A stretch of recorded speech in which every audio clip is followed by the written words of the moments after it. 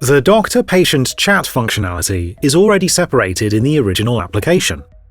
So let us start with analyzing the services that correspond to that. We can locate the relevant services by searching for chat.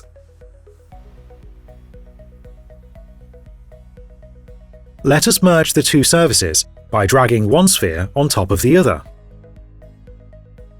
Every time the user makes a change, the system automatically reruns the analysis if needed, and updates the analysis results on the screen. The progress of the analysis is indicated by the bar under the analysis page title. The dynamic class exclusivity of the merged service is 75%. 3 classes are exclusive and 1 class is not exclusive. Here are the 3 exclusive classes. Let us see what other services are using PhysicianChat WebSocket. It is in the monolith. Let's look at the call tree.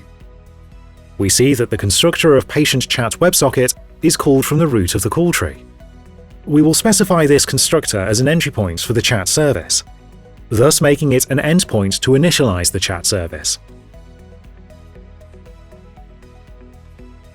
The analysis auto runs again.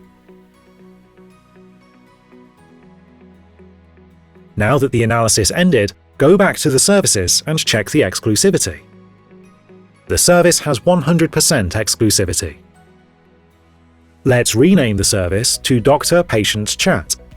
This will be the name of the artifact ID when we extract the service under a Maven configuration.